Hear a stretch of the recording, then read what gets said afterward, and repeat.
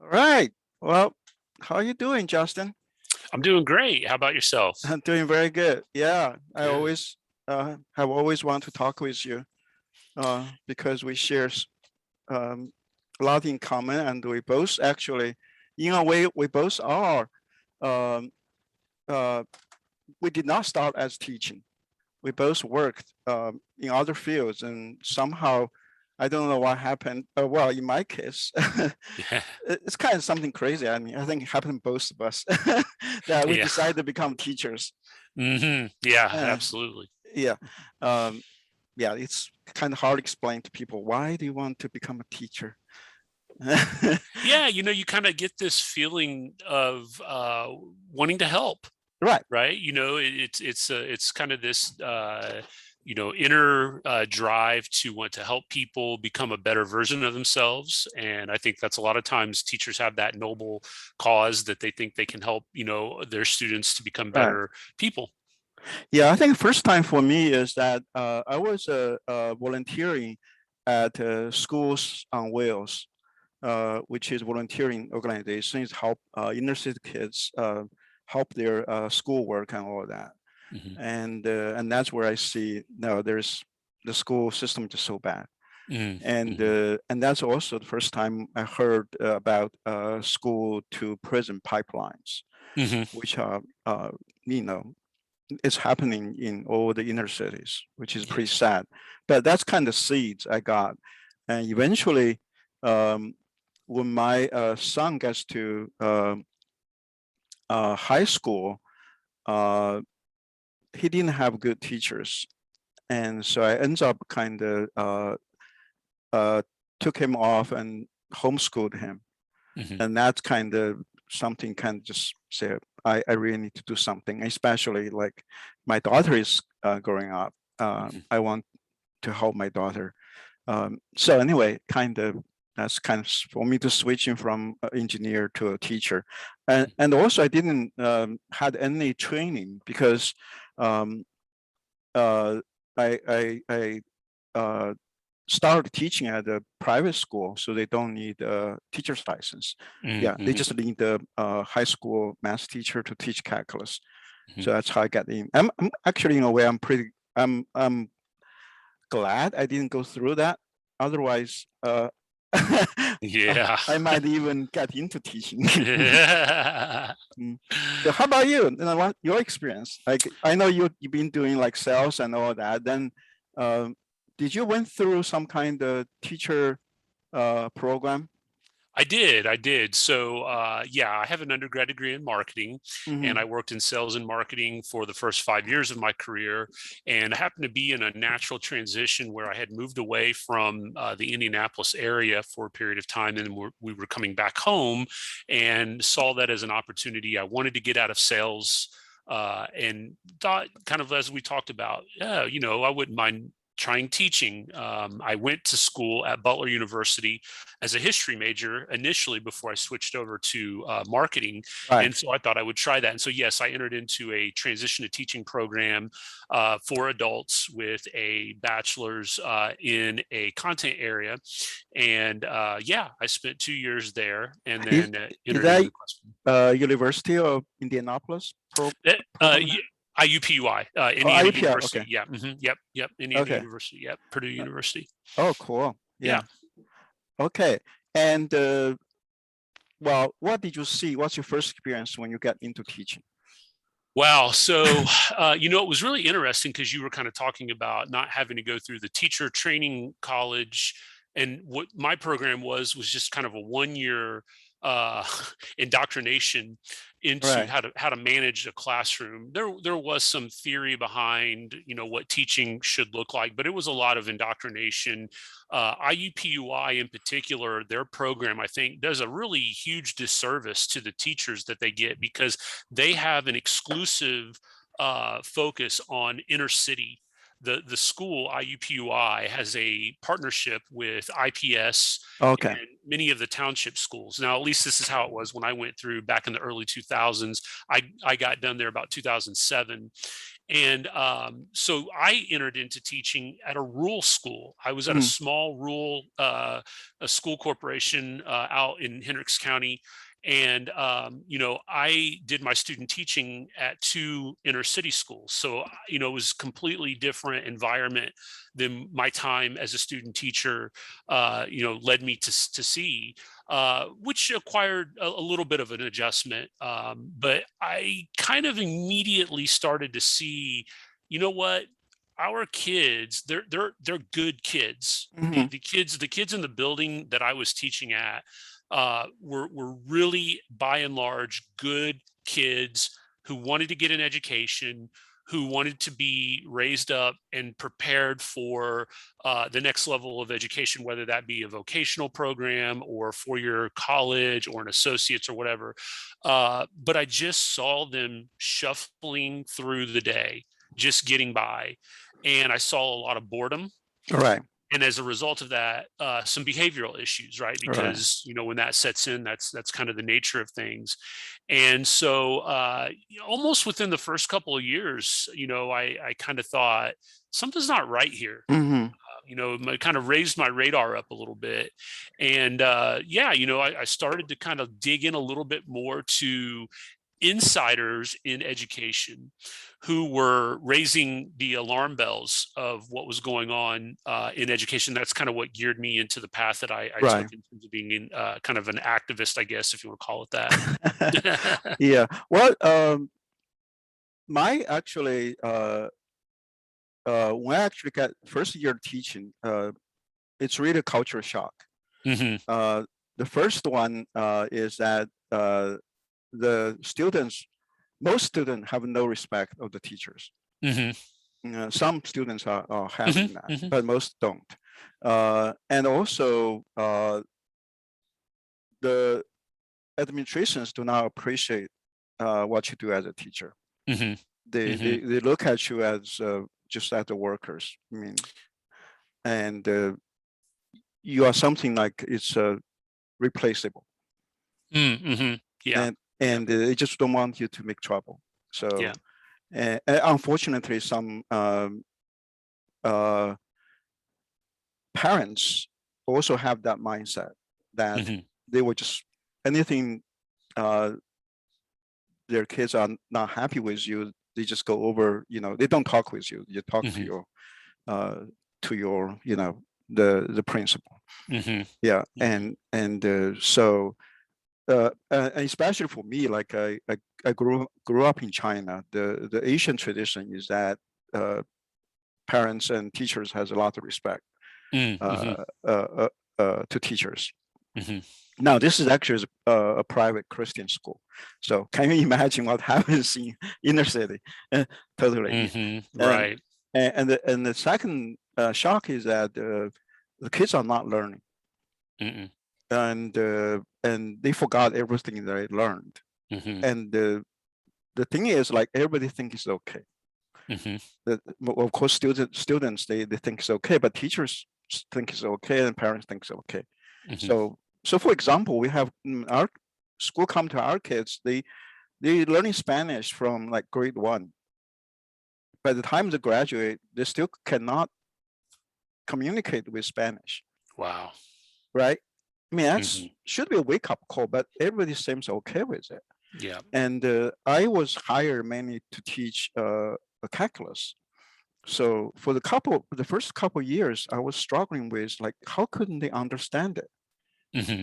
And my second year, finally kind of realized that it's not because they don't understand calculus, is that they don't even understand algebra, the fundamentals. They don't even have it. Now, Hmm. without that, you cannot teach. So from that time on, I always spend like 2 or 3 months to make sure they understand the basics, Hmm. understand algebra before I can do uh, uh, uh, calculus. Hmm. And I was fortunate in that is I basically um, I can do what I want for calculus. So Hmm. I have that because it's a it's a elective. Hmm. You don't have to take it. So kids come to my class, they are they want, they are good kids. I wouldn't say they want to learn, but at least they are good kids. And I was able to teach them. But when I was trying to teach, one year they put me to teach algebra 2. And I was trying to have my way, but my principal just stopped me right there. Like I had to follow, I had to follow the standards. As you and I, we understand standards does not make any sense. No. So anyway, that was kind of my thing get into it. Okay. So how about you? So you said that, how do you realize that this, well, I guess we all see some problems. And like, at least for me, for a few years, first few years, I tried to reform it. I don't know what's your experience. Yeah, I think the thing that I really saw during the period of time that I had entered into teaching, which again would have been late, like 2007, 2008, 2009. Those were my first couple of years in the classroom. So the big thing around that time here in the state of Indiana was, they were changing the metrics in terms of how they were measuring growth and progress with schools, and they were trying to do this accountability thing, and they were changing the teacher rating system, and so there was a lot kind of influx, as far as like ISTEP and what that would mean. And what I saw was the districts across the state, mine being included, that I was teaching in, they started saying, okay, what does the state want to see from us? And I thought to myself, that we're asking the wrong question. Right? We're focused on what can we do to look good versus what do we need to do for our children. All right. And they tried to mask it. They tried to package it in, we're going to kill two birds with one stone. We're going to make the state happy by doing A, B, and C, but we're going to cloak it in this flowery language that we can package to the parents and the community that makes it look like, we are doing what we're supposed to be doing. Right. So for example, one big thing that I saw a lot that I think again kind of caused me to stop and say this isn't right is we were guided to put a lot of our instruction toward what they referred to as the bottom 20%. Okay. So what they would do is we'd have these spreadsheets, and it would have every student in, let's say, the ninth grade class ranked from number 1 to the bottom. And they would say, okay, these kids down at the bottom, this is where our growth can come from. So we got to focus on these kids, right? The kids up at the top, they're fine. They don't need anything. We just have to we can give them an extra project or, whatever. And then you had this big chunk in the middle that was being shuffled along. They weren't low enough to receive additional services, but they weren't high enough to be in honors or accelerated programs. So they were just kind of there. And I thought, we are doing a huge disservice to a big chunk of our students. Right. And in addition to that, the solution oftentimes for the bottom 20% was, okay, the focus is going to be exclusively on language arts and math. Right. Right. So what are we going to do if a kid is struggling, to your point about not having the basics of algebra or algebra 2 to teach calculus? So what they would say is, okay, if a kid is failing algebra, let's give them a remediation class. Well, if a kid is failing algebra, the last thing that they probably want is an additional math class, right? I know that part might sound kind of counterintuitive, and I'm not saying that they shouldn't have that, but it needs to be in place of, because what they would do is they would be taking algebra 1 and pre-algebra at the same time. What sense does that make? Right. And we actually had some scenarios. This is where it got really crazy. We had some scenarios where kids would pass algebra but fail pre-algebra. They would pass English 8 but fail English 7. Right. Right. So it's like that in and of itself ought to be a red flag that something is not working right. Right. What so I started teaching 2011. So I think there's also things changed between when you started and when I started. Because you say you started 27, right? Yep. 2007, that's when 2007. actually they are pushing for like hold the school accountable by testing the kids and all that. Yep. But when I would start teaching, another shock I found that is it's almost impossible to fail any kids. Yes. In terms of giving F grade, Mm-hmm. unless they are purposely trying to. Mm-hmm. So, because our grading at that time, I mean, I don't know about your school, is that if you turn in the homework, you got full mark. Mm-hmm. Right? It doesn't matter if you Mhm. make a mistake or not. You got a full mark. Mhm. And when you're taking a quiz and test, even you got everything wrong, you at least got 50%. Mm. So if you think about that, I think our test and quiz only took about like 40%. So 60% are from homework. So that's kind of guarantee you'd pass. Even the kids have no idea what's going on. They can Right. fail the test, they still pass. So it's easy to actually get A and Bs. And it's getting so ridiculous because each time when we have this AB honor roll, the whole class just went up there. Maybe 2 or 3 out of the whole class. And somehow everybody's okay with it. I was just so shocked at that. Yeah, That should be something is wrong there. Right. Yes. And I think that kind of stems from the accountability factor, because I know at least once at the high school level, one of the big variables that factors into a school's letter grade that they get from the state is their graduation rate, right? And so they manipulate these numbers to make it look like a certain percentage of seniors are graduating on time.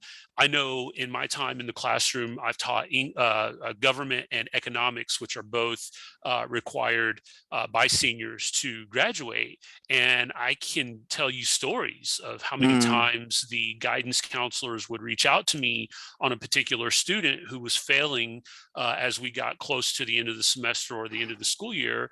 And so, hey, what can we do to make sure that little Johnny passes? Well, he can do his work. He can, but you know what? It really didn't matter. At the end of the day, they were going to do what they needed to do. Now, I'm not saying that I ever saw anyone change grades, and I was never told to change a grade, but I was highly encouraged to work out situations that would help them to be able to earn a passing grade, which, that again there's another whole scenario with that where you got to look at this and say, at a 60%, we're going to verify that the student passed the course. At a 59%, they didn't. So you're telling me that 1% right there is enough to say that this student is proficient passing to earn the credit for the class. It's obviously ridiculous. It's just it's like a Ponzi scheme or a shell game or whatever, right? Well, do they ask you to let the student do some extra work to help the grades? Yep. I would get a lot of, is there anything that they can do? Are there projects, extra credit? Can they make up late work? And I vividly remember one student in particular at a district that I was at, where I had to go and print extra copies of almost every assignment from the semester and put it into a packet and say, you have a week to get this done and turned into me. And it got, like half done or something like that. And it wasn't, just enough for them to be able to squeak by. But, to your point, there's no good feeling from me as a teacher to say that what I attempted to do to teach that student the principles of economics or government meant anything. It was just a futile exercise in wasting everybody's time. And then, of course, everyone pats themselves on the back and says, oh, we've got a 95% graduation rate. We feel good. We've got an A letter from the state, whatever. It's all semantics. Exactly. Yeah. There's one thing like, really, several things, but one of that bothered me is that, the school used to teach is a college prep, right? We're trying to get everybody to get to college, 4 years and 2 years, and we pretty much get everyone there. But there's one thing we never know as a teacher is that how many of those went to college but have to take remedial classes. That's right. I never heard of that statistic, or how many actually dropped out after the first year. Well, and there's been some studies done here recently too. I don't have them offhand. I could dig them up, where basically college professors and university admissions counselors are commenting on how unprepared students are, not just academically, but emotionally and mentally as well. Oh yeah. You know, just no mental resiliency. No, not at all. At all. Yeah, because that was the culture when I was teaching, is that you just have to baby them, you have to cuddle them, and you couldn't even see something. I mean, if you got someone crying, that's big no-no. Yeah. And especially for our upper level students, even, they in particular do a really poor job of receiving criticism. Right. You know, if they've been told their whole life that they're an honor roll student, to your point that you were bringing up earlier, and now you get them in a higher level course and they're not achieving the standards or the goals that you have, and you try to just give them feedback, you know, it's like, I don't get a C on a test. I've never gotten a C on a test. Right. Well, you know, that's where you're at right now, and you need to work to get better, and you will get better, but you grow from some failure or from some slip ups. You don't grow from always being told that every piece of work that you do is perfect, but they get shuffled through like that and not challenged the right way. It has to be done the right way, right? But we don't see that very often. No. The data actually, I have some statistics, is that about remedial is like 2-year college is about 60% freshmen have to take remedial, 60%, and 4-year college about 40%. Wow. And I definitely, it's not surprising to me because I knew my students, I knew they are not prepared. So I was kind of raising that. I was writing articles about making that, but just no one listened at that time. You're right. Yeah, not at all. Yeah, it's kind of hard in that kind of environment. Basically, I really enjoyed your book. Do you have your book there? Yes, yeah, absolutely. Right here. Yeah. Very good. That's the second edition, isn't it? Yes. The first one is have different cover. Yes. Yeah, we changed it up. Yep. Yeah. So basically, what you are saying is that the problem is a system. It's not because we don't have money, we don't have good teacher, and it's not because the parents are not, cooperating, or students are, have all kinds of social, emotional problems. It's the system itself, and which is actually pretty bold. I would say a bold statement. So how did you come up with it? Because I came to that conclusion after I kind of did a lot of research. And how did you come to that conclusion? Yeah, kind of a mix of research and just intuition. In the time that I spent in the classroom, I had a period of time too where I was working within education as kind of a consultant role.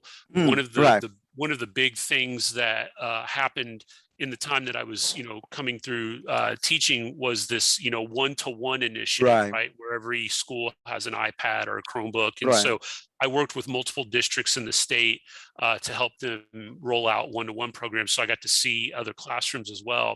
And the more I traveled to other places, the more it just confirmed that what I had seen in my experience was true in, other places as well.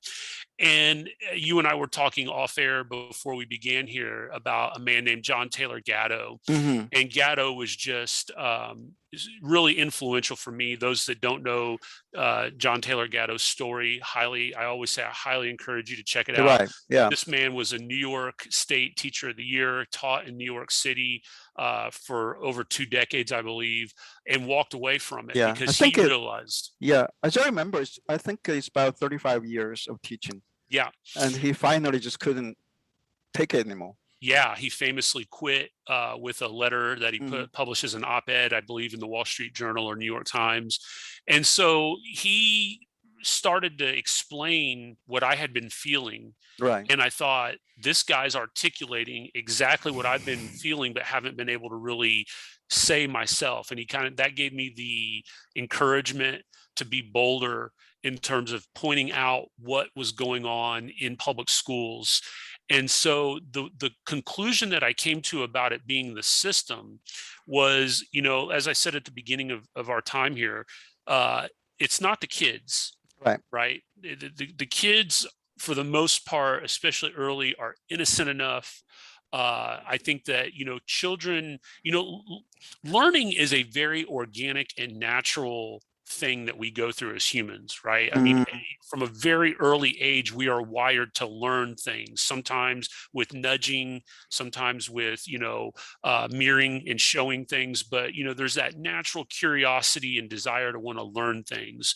And somewhere along the way, that gets zapped.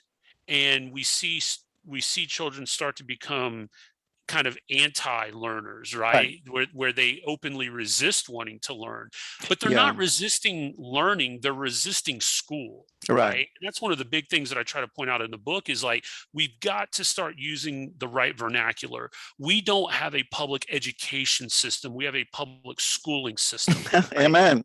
There's a difference between Right. education and school. Right. You can be educated just throughout your daily life experiences. Going to the store can be a lesson in math, right? Hmm. Where you're adding up totals Hmm. of things. It can be a health and science lesson when you're looking at ingredients and different materials. It can be an economics lesson. It can be a geography lesson. I mean, just something as simple as that can be a learning experience. That's Right. education. Right. Yeah. Confining children into a big box for 7 hours a day, 5 days a week, 180 days a year, 12 years out of their life, that's what crushes the desire to want to learn. And by the time I got to see them, because I have obviously mostly seniors and high school kids, that's why we talk about things like senioritis. That's why we talk about things like burnout, why kids can't retain things, why they're woefully unprepared for either the work world or college, because they're just done with it. Right. They've had enough of it. They're Right. tired Right. of the daily grind of not being able to genuinely engage in real learning activities. And I know that there are teachers out there that try their best, and there are really good teachers out there. Hmm. I've worked with some amazing people that I've learned a Right. tremendous amount from. And I'm very clear in my book and in all my writings to say, I don't blame teachers. No. It's not you, it's the No. system. Right. It is the system that I described that has been built off this Prussian model Hmm. that I lay out in the book and talk about what the goal of public schooling is to get citizens to conform, to be good, law-abiding, don't ask questions, do what you're told, conform to societal norms, and not question anything. Right. Right. Yeah. Like in your book, you laid out that history, which is really helpful. Mhm, And you talk about Harris Mann, mhm, who really so-called father of America's public school. mhm, And he actually went to Europe and he looked at all the models and he picked the Prussian model. mhm. And why is that? Yeah, so essentially understanding European history during this period of time in the 1800s, especially the mid to late 1800s, they're going through Napoleon Mm-hmm. in France, and Napoleon's kind of running roughshod in Europe. And Napoleon gets into a battle with the Prussians in a battle called the Battle of Jena, and he defeats the Prussians, and the Prussians kind of come back and they say, what happened? Why did we Right. get whipped by Napoleon? Right. And so the government officials start having conversations, and they start saying, basically, our generals in the military are too free spirited. Mm. They're too independently thinking. They try to do things on their own. They don't Right. follow The standard order. Yeah. procedures. Yeah, and then as a result of that, there's this kind of sweeping overhaul of well, how can we get people to conform and have a love of Prussia and want to Right. do things for the motherland and so on and so forth. And so that they said, well, it's got to be through education. Napoleon had already, in France, had already instituted some compulsory Right. state-run schooling, and there was a man named Johann Gottlieb Fichte. Fichte was kind of the education czar in Prussia, Mm. and he delivered a speech to the people, basically saying, "This is what we're going to do, and this is why we're going to do it." And so they set up their model, and there's a man back over in the States who catches wind of this. And he says to Man, you got to go over and check out this Prussian model. We are Mm. hearing excellent things about the results that they're getting from this model. So Man travels over to Prussia. He does actually a tour of different education models throughout Europe, but he falls in love with this Prussian model because he really gets to see firsthand the results of what the model is producing, which is obedience, right? Right. Mm-hmm.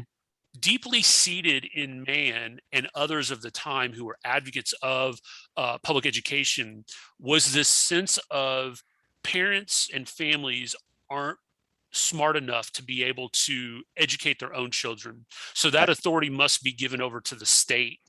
Right. And so I think that's really why he was in love with the Prussian model.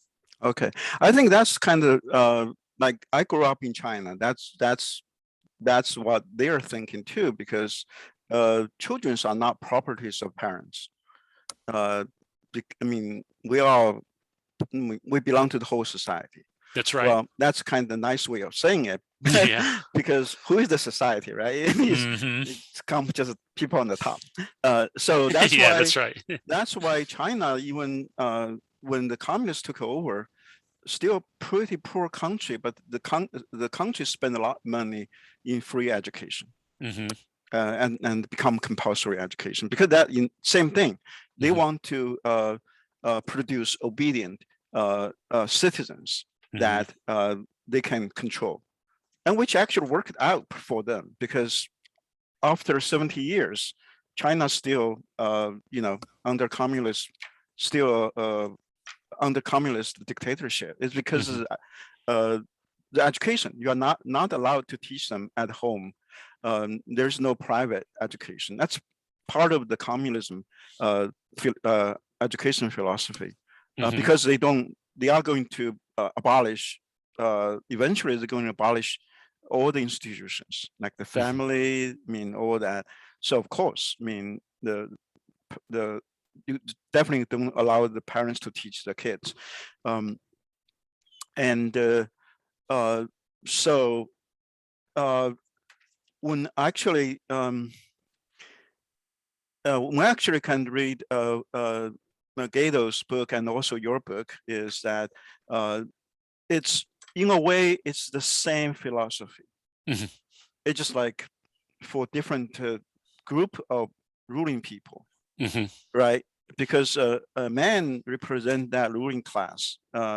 So, and they, as your book mentioned, that they feel the threat of immigrants from the Europe, and Mhm. especially the Catholics, Mhm. and they definitely don't want, uh, you know, uh, the people. This is something I learned. When they hear some nice word, you have to figure out what do they mean by that, Right. right? Because Mhm. to them it just means good citizenship. Mhm. So what do I mean by that? But we all Right. know, right, is to be obedient to Mhm. the ruling class. Yeah, you can share a bit about that. Why Manning? Why Horace Mann wants actually to have compulsory school, because before that there is no compulsory. It's up to the Yeah. parents. Yeah, that's right. And again, I think you kind of hit the nail on the head. It's something that we dedicated an entire chapter to in the book, is this idea that there was an ugly nativist side to compulsory education. And certainly as we progress into the 19th century and we start to see more diversity, one of the myths of the colonial era as well, if you go back even 100 years to the founding of the nation, it was, the colonies were diverse. Right. There's this sense of oh, it was all this or whatever, but there was a lot of diversity in the colonies. And yeah, absolutely, that elite ruling class that had it, kind of the power in their hand to be able to make decisions about things, they were feeling threatened by people who were coming in. The Irish Catholics were hard workers. Mhm. They were excellent farmers. They worked really hard. Same with Germans. There was a Right. a lot of anti-German sentiment in this country from time to time, and just anti-immigrant sentiment in Right. general. That have, And that time there was a huge explosion, right? yeah, yeah, absolutely. From Germany and from Ireland. Yeah, yeah. And so Mann and others, they saw this as an opportunity to be able to flex their muscles in terms of being able to shut that down. And they Mm. used the school, the compulsory schooling laws, and the curriculum. Because soon after they institute the compulsory laws, then they go almost immediately right to work with the curriculum. Right. And a lot of the curriculum was geared toward the Protestant teachings of Calvinism and other Mm. Protestant denominations, and it ostracized, as you said, a lot of those Irish Catholics and whatnot. And so, yeah, certainly Mann's kind of ideas and philosophy are geared towards that, and then they're Mm. geared towards this kind of arrogant,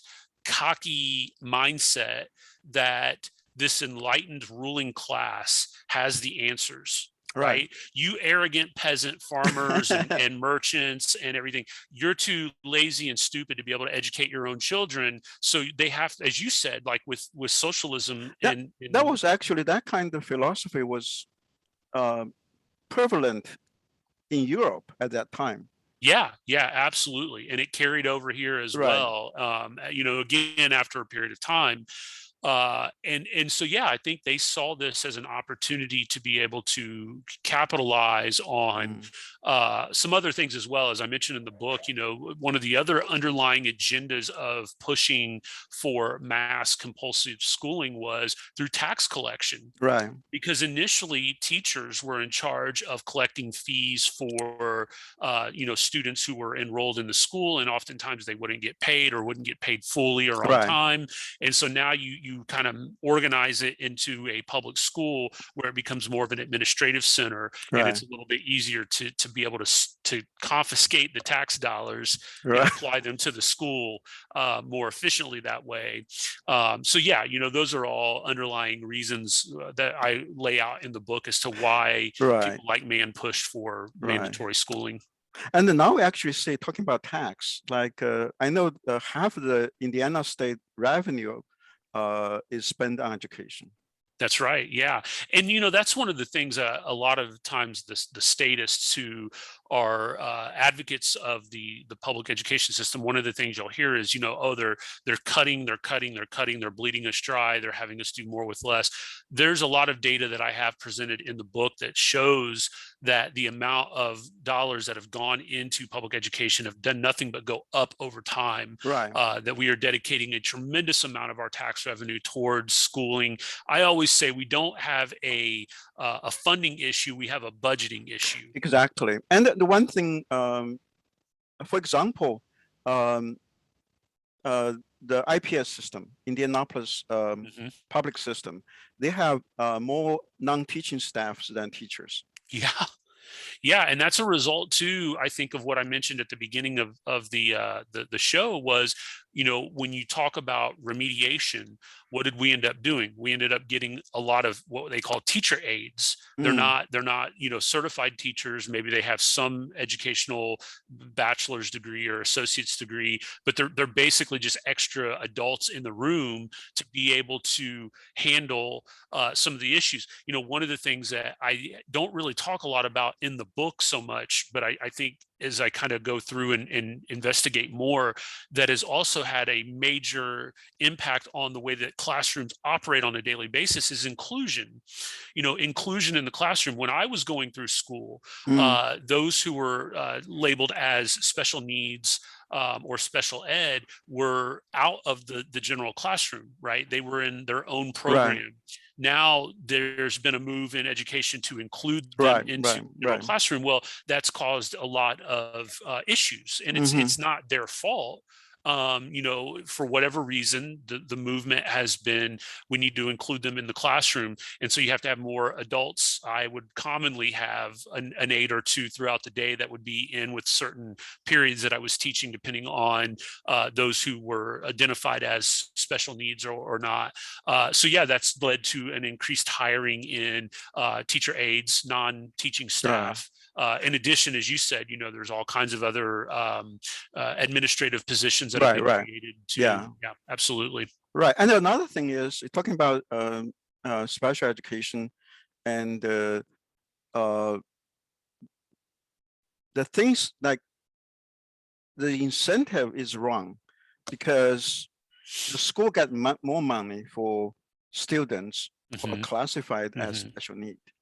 And so That's right. therefore, it's easier for the school to label kids as special needs. Yeah, and I would just share real quick a personal story with that. My oldest son, Hmm.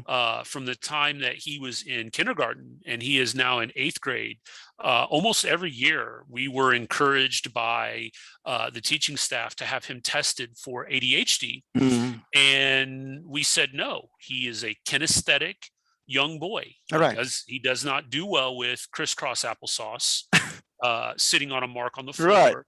He is off building Legos, but he can listen to everything that you're saying and he Right. can process it. But Right. he doesn't play school well, or he Right. didn't Right. at least. Right. He's kind of matured to a point where he knows how to play the game better now.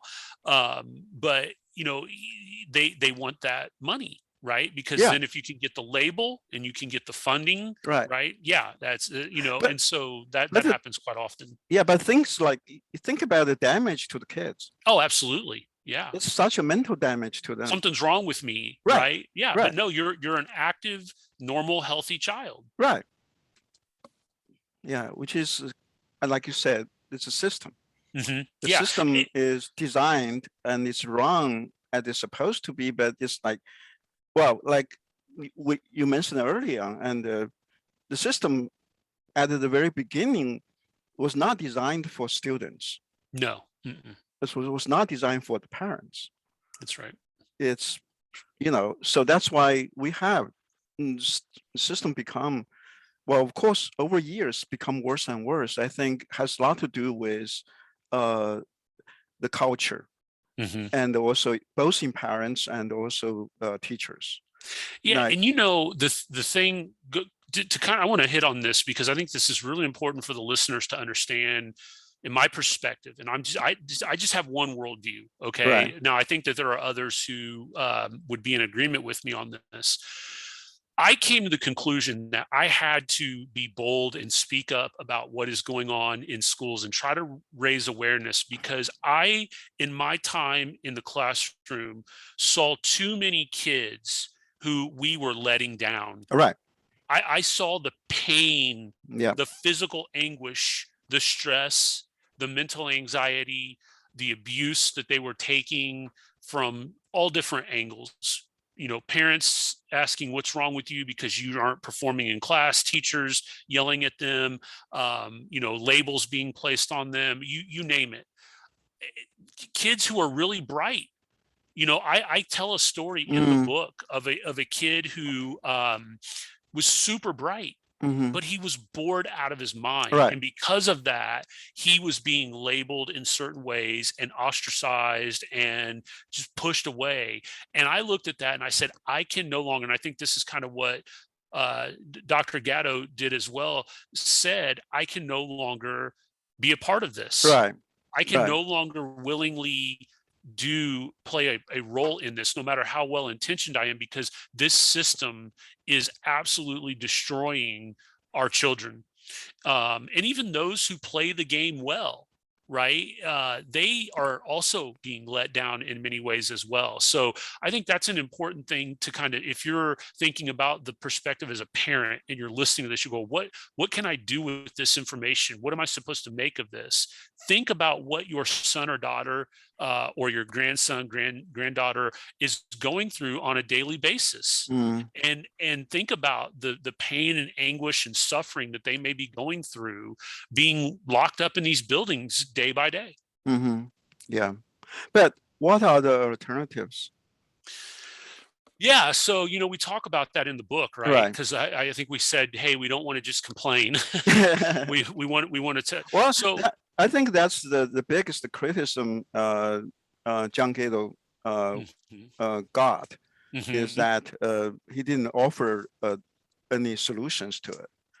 So, my position, and again, this could be different within different, educators who are in this movement of raising awareness about Mhm. public schools. Mine is a little centered, and it's rooted in one thing and one thing only, and that is freedom to choose. Mhm. I have on my bookshelf Milton Friedman's book, Free to Choose. Right. And that's kind of been my mantra is I I think the default position of how we address educating our children the default power needs to go back to the parents. Amen. Yeah. And from there, let them decide. And I've been very transparent in saying that might mean public school. Right. That might mean that public school works best for you, and you know what, if that's the case, I am not in anyone else's shoes to be able to say any different. Now, I happen to believe that there are a tremendous amount of other alternatives Right. that are far superior to public education or public schooling.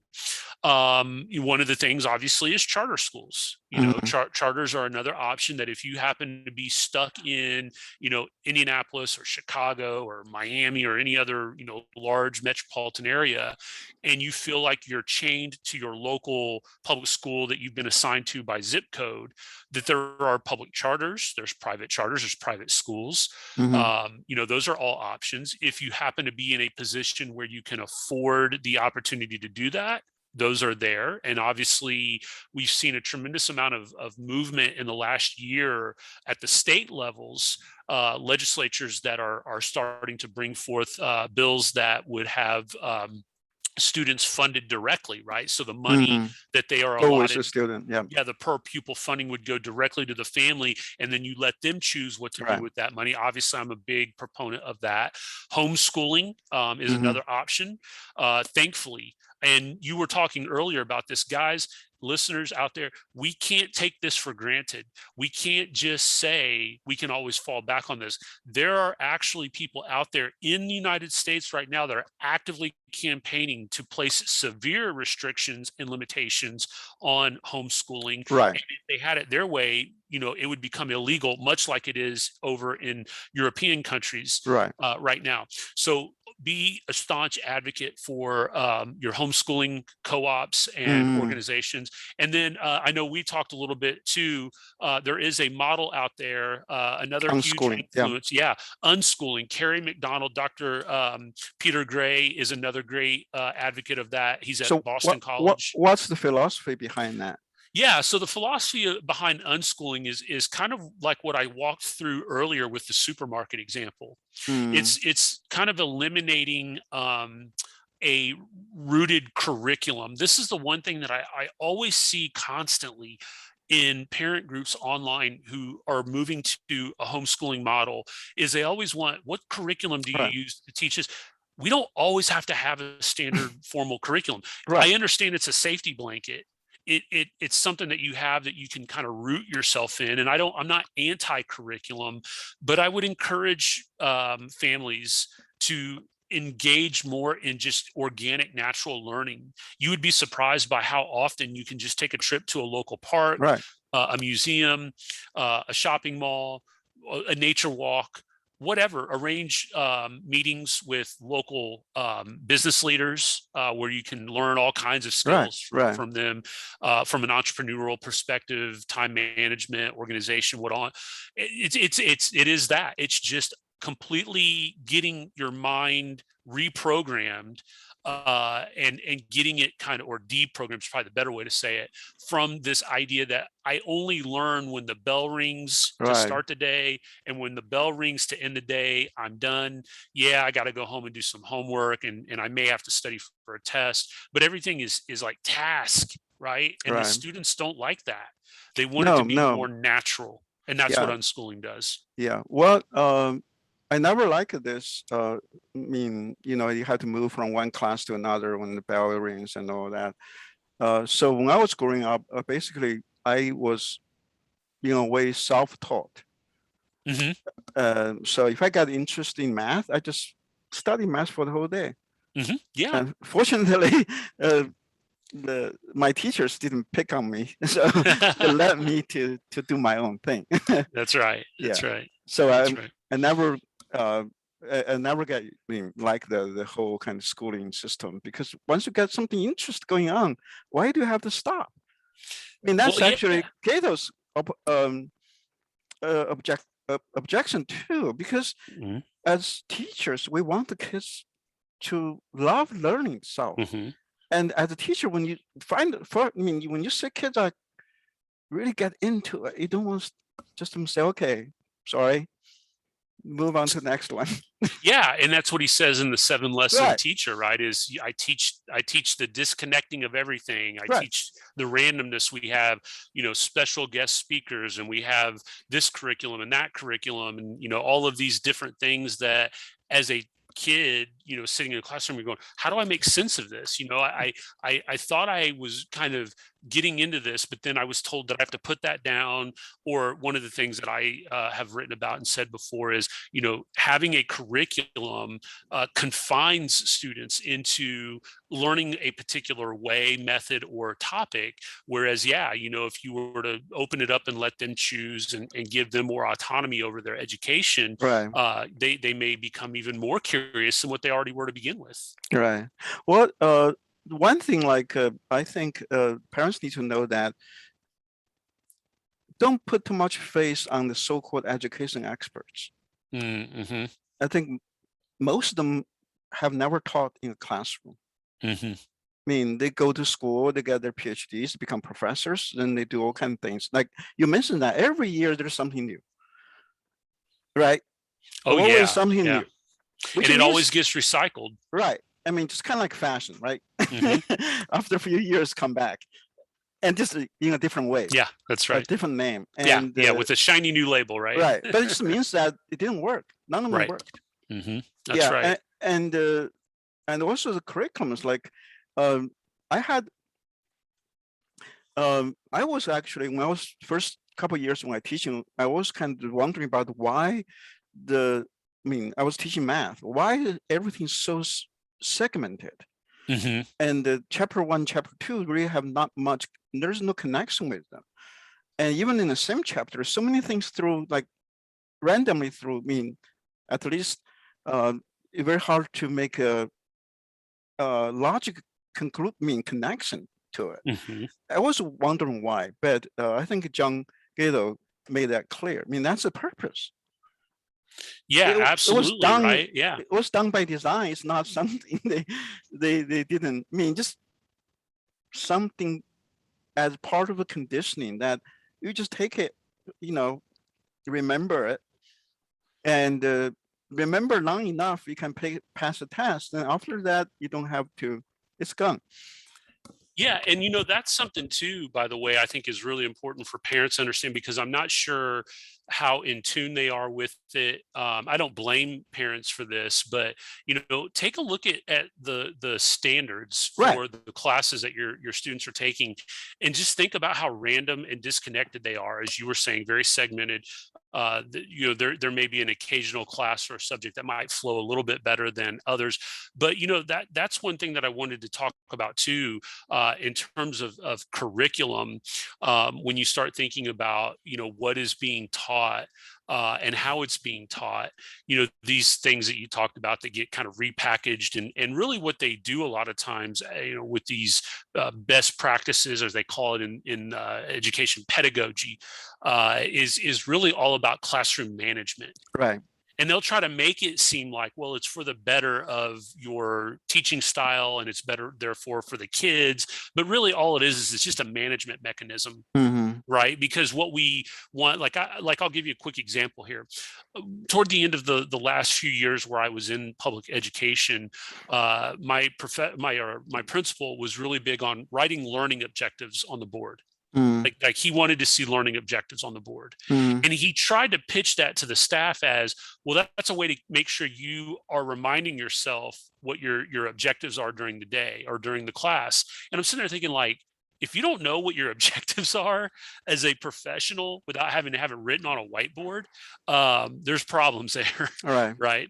And so, it just these little things that we were asked to do that kind of all mounted up really was just about management, as opposed to being able to kind of dig deep into a topic and really examine it. Right. It was about, what did it look like in the classroom? Were Right. the kids engaged? Were they, and again, Gatto talks about that was what his task was, is like get the kids mesmerized by how, compelling you are in teaching the information. And then to your point, well, okay, they were doing that. They were on the edge of their seat, but then what can they recall? Right. What do they remember about Right. it? Right. What can they do with it? Right. Because they have no, I mean, as human beings, we remember things when they have connections. Yeah. Right. Right. Mm-hmm. When you have so many information thrown at them and they just don't know where to put it down. Right. They don't know where to, to organize it. Mm-hmm. I mean, they'll forget it pretty quickly. Right. I mean, Right. there's not surprising that they don't retain. Yeah, absolutely. And the other thing that I was going to mention in that answer there as well, that I think is something that I would love to hear from those who are proponents of the public education system or public schooling system, is I hear my teacher friends a lot of times lament government involvement, right? Because that was a huge deal when we went to Common Core. Right. And states were fighting, are we going to reject Common Core and come up with our own standards? I sat in so many teachers' lounges and listened to veteran teachers cry about politicians being involved. Right. And I never could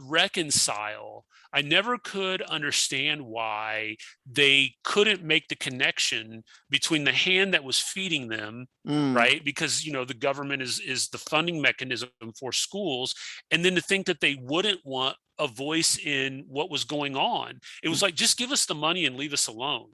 Who gets to dictate those terms, right? I couldn't go to my boss when I was a sales rep and say, okay, just tell me where my territory is and just leave me alone. Let me do my job. I had sales meetings that I had to go to, and development that I had to do, and standards that I had to meet in terms of sales presentations and numbers that I had to meet and things of that nature. So I never really could fully understand why those who are proponents of the public school system can never reconcile the fact that our legislators are going to have a voice in determining what is taught and how it's taught. Right. We can say that it's not good, but that doesn't change the fact that as long as you're tied to the money, you're going to have to play by their rules. Right. Yeah.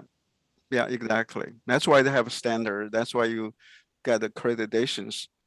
Yeah, absolutely. Yeah, absolutely. Right. And so, yeah, I just a few minutes, in a way, I hate to throw in another topic. Maybe we can talk about it next time, but just kind of like preview is what really scared me is when my wife went to IU Bloomington for her master's degree on education. That was, I think, early 2000. And his professor actually told them that their job is to make social activists. Mm. And now we see what's happening. Mm-hmm. Now Mm-hmm. they didn't even hide it.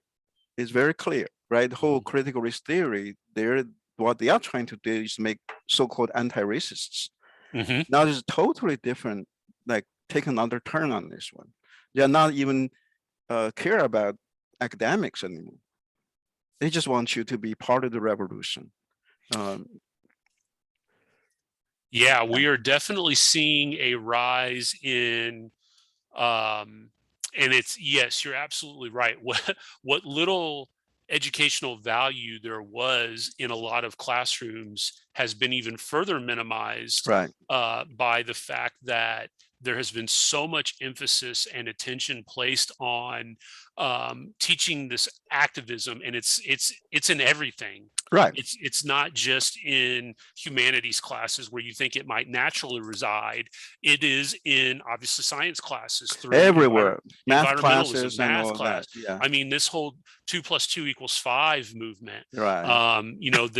This isn't just 20, 15, 20 years ago, we would see that, we'd say that's fringe. Right. Those people are Those way, West yeah, Coast, the California yeah, thing. Yeah. yeah, but it's here. It's here. Right. Yeah. It's mainstream now, and we see the battle lines being drawn. And I really truly believe that COVID, the pandemic, awakened the sleeping giant of parents. You and I Right. were talking off air, and we can get into the activism stuff later. But I guess where I would wrap up this conversation is with this. I think the pandemic has awoken a sleeping giant in Right. terms of parents' involvement and engagement in their Yeah. children's education. Right. And I Because think there's no teaching there. yeah, it opened the door, where initially it was kind of like, we're getting involved in mask mandate questions. And then once they started to kind of peak a little bit further and their interest was kind of up, then it was like, well, wait a second, what's this lesson about? Right. Wait a second, what's this about? Why are you doing this? And of course, teachers don't generally like to have the pushback, which I always found fascinating. We were always told, we want parental engagement. We want parents to be involved. They don't. As soon as they start, what they want is parental acceptance. Right. Right. They love it when they pat them on the back and say, "Good Yeah. job, you're doing great." Right. Yeah, they want the parents to cooperate with them. Yeah, right. But when Not they started challenge them. Yeah. Right. Yeah. When they started questioning, why are you teaching this way and what is being taught? And some of the lessons that have come out from school corporations, especially here just in the state of Indiana, but I know it's happening nationwide as well, is very alarming. Right. And the thing that fascinates me about it is these educators always talk about the adolescent brain being like a bowl of mush, and how impressionable these children are. So when they're hearing these messages of hate and anger and division, it's no wonder that they come home and then they feel this like uneasiness about themselves, Yeah. right? They're already going through a period of time where they're trying to figure out who they are in the world and making sense of things. And now they're being fed this line that just because of your skin color, you're a racist. Right. And in addition to that, it's not good enough for you to just say you're not racist. You Right. have Right. to be anti-racist. Exactly. You have to do It's like, something. You have to. what are we doing? I know. Yeah. It's totally just turned the whole thing upside down now. Yeah. Yeah. Well, I definitely really enjoying talking with you. Yeah. And I definitely want to come back, have another time and to interview you, because you have so much to share. And well, thank you. No problem. No problem. I really appreciate it. Yeah. Yeah, I'm looking forward to it. I know that you and I will be crossing paths in a couple of weeks. Right. and October everything. October 9th. That's right. Yeah. That's right. Yeah. And we'll be presenting. And yeah, I'd love to come back on the show. I really appreciate the platform. I want to thank you as well for the work that you're doing to try to raise awareness and get people to just stop and think about what's Right. going on in Yeah. education today. Yeah, because now I kind of how say critical race theory, that's something kind of pushed me over. I said Mhm. I have to take a more active role now Yeah, because our kids are in danger and that's right. our country is in danger. Yeah, because I mean, if you told me that before May this year that uh, we have this, you know, communism and all that, I wouldn't believe you. But the Mhm. more I look into, yeah, I'm more scared. And you and I talk about um, Jordan Peterson. Mhm. Yeah, he's a professor, Canadian in forgot which college, university, but in Canada. Mhm. Yes. Yeah, and he was talking about how the ideology of critical race theory has taken over the higher education, Mhm. and so the classic liberals has been pushed out. That's Is a right. very activist, now neo Marxists. Mhm. Yeah, so we really have kind of dark days ahead. Yeah. Because now we see everything get pushed down. Yeah. It's because they already got higher education. Now they push down to K through 12. Yep. That's absolutely right. Yeah. It is scary for certain. Yeah. Well, I think next time we can talk more on that. That sounds great. Okay. Yeah. Thank you so much. You bet. Thank you. Okay. Bye. Bye.